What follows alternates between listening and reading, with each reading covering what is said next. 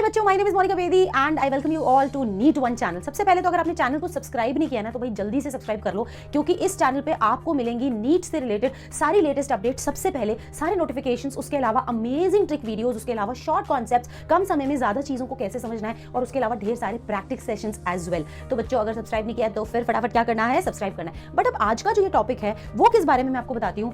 जब से हमारा सिलेबस रिड्यूस हुआ और फाइनल अपडेट आई है कि सिलेबस क्या रहने वाला है, उसके बाद बच्चों के मन में एक चीज है कि ज्यादा हाई वेटेज टॉपिक्स कौन से हैं।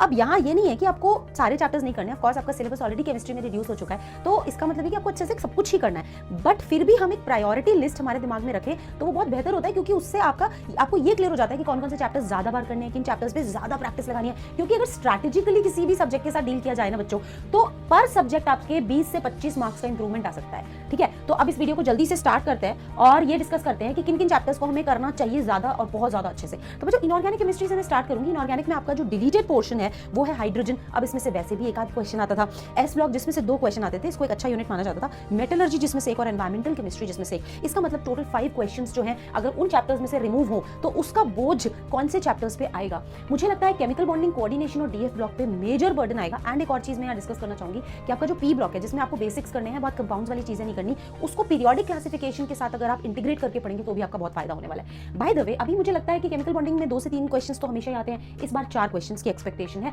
केमिकल बॉन्डिंग को पी ब्लॉक के बेसिक कॉन्सेप्ट के साथ क्लब करें तो आप पता भी नहीं लगा पाएंगे कि क्वेश्चन पी ब्लॉक का है या बॉन्डिंग का है। ठीक है, कोऑर्डिनेशन केमिस्ट्री जो कि हमेशा से एक इंपॉर्टेंट यूनिट रहा है नीट के लिए, तो 2 क्वेश्चन तो इसमें से आते ही थे। अब एक्सपेक्टेड है 3 तक भी आ सकते हैं, इवन मोर। डीएफ ब्लॉक और कोऑर्डिनेशन का जो कॉम्बो पैकेज है, इसमें से बेटा टोटल 6 क्वेश्चंस एक्सपेक्टेड है, क्योंकि डीएफ भी 2 क्वेश्चंस तो कवर कर ही लेता था, लेकिन अभी ऐसा लग रहा है कि 3 क्वेश्चंस भी आ सकते हैं। ठीक है, अब मैं बढ़ती हूँ किसकी तरफ, फिजिकल केमिस्ट्री की तरफ। तो फिजिकल केमिस्ट्री में जो यूनिट्स डिलीट हुए हैं वो वैसे भी हाई वेटेज यूनिट्स नहीं थे। जैसे स्टेट्स ऑफ मैटर में से कभी-कभी तो क्वेश्चन आता भी नहीं था, और कभी एक आध क्वेश्चन आता था। सॉलिड स्टेट में 1 से 2 क्वेश्चंस पूछे जाते थे।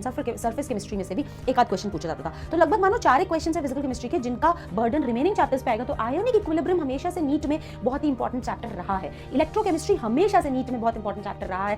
थर्मोडायनेमिक्स हमेशा से रहा है। देखो इक्विलिब्रियम भी 2 होते हैं, केमिकल आयनिक, बट आयनिक में से ज्यादा सवाल पूछे जाते हैं। तो मुझे लगता है आयनिक में अगर आपने एकदम जम के प्रैक्टिस लगा ली ना, जितने भी उसके टॉपिक्स हैं आयनिक के अंदर के, तो आपका काफी फायदा होगा। और आपका मतलब जो है करीब करीब 4, 5, 6, 7, 8, 9, 10 से 12 क्वेश्चन आपके कवर होने के चांसेस हैं from these 3 chapters of physical chemistry.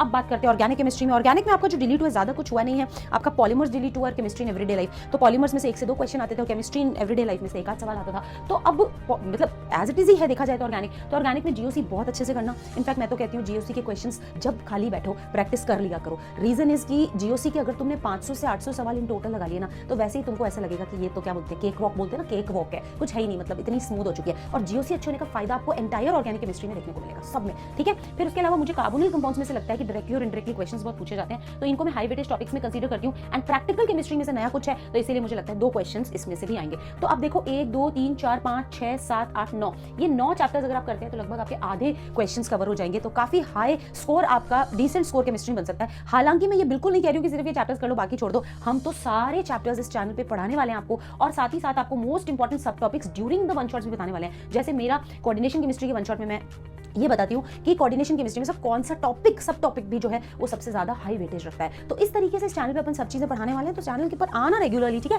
And ये टॉपिक्स को अच्छे से प्रैक्टिस करना। जीओसी पे करीब करीब 600-700 सवाल प्रैक्टिस करो, आपके पास इनफ टाइम है। आयनिक इक्विलिब्रियम में बहुत लेंथी न्यूमेरिकल्स नहीं आते, छोटे-छोटे आते हैं, तो आप किसी भी अच्छी प्रैक्टिस बुक से सबसे पहले पीवाईक्यूज अच्छे से लगा लो और उसके बाद आपके जो क्वेश्चन है वो कर लो। इनऑर्गेनिक केमिस्ट्री के लिए मैं बोलूंगी यार एनसीईआरटी संकट मोचन हनुमान जी है। जिस बच्चे ने एक लाइन एनसीईआरटी की इस तरीके से कर ली कि कैसे भी बदल के क्वेश्चन एनसीईआरटी में से दे दिया और उसने आंसर कर दिया, भाई साहब केमिस्ट्री तो उसका स्कोर बहुत अच्छा बनने वाला है। इनऑर्गेनिक उसको बहुत आगे ले जाएगी। तो जो इंपॉसिबल कुछ नहीं होता है, ठीक है, चाहे 18 लाख बच्चे एग्जाम दें या 22 लाख बच्चे एग्जाम दें, आप वो दिमाग से निकाल दो। आप अपने दिमाग में सिर्फ एक चीज रखो कि मैं वो हूं जिसको इतने हार्ड वर्क और इतने स्मार्ट वर्क के साथ अपनी प्रिपरेशन करनी है कि मुझे कोई किसी क्वेश्चन में हरा नहीं सकता। ठीक है, इसके लिए क्या करना है, आपको एवरी सिंगल मिनट अपना यूटिलाइज करना है आपके स्टडीज में। बीच बीच में रेस्ट लेते रहो, बीच बीच में नींद भी लेते रहो, खाना वाना खाते रहो, बट हाँ टाइम वेस्ट नहीं करना है। तो मुझे लगता है आप एक क्या बोलते हैं नीट एस्पिरेंट से सक्सेसफुल होकर के मेडिकल कॉलेज में भी जरूर जाओगे और आगे जाके डॉक्टर भी जरूर बनोगे बच्चों, है ना। So that's all for today. And इस टेलीग्राम चैनल पे जरूर आ जाना, क्योंकि इस पे हम बहुत सारे शॉर्ट नोट्स वगैरह डालने वाले हैं, शॉर्ट फॉर्मुला लिस्ट्स वगैरह डालने वाले हैं, तो इसको जरूर ज्वाइन करना। एंड हाँ बच्चों, वीडियो को लाइक एंड शेयर जरूर करना। Bye bye, love you all.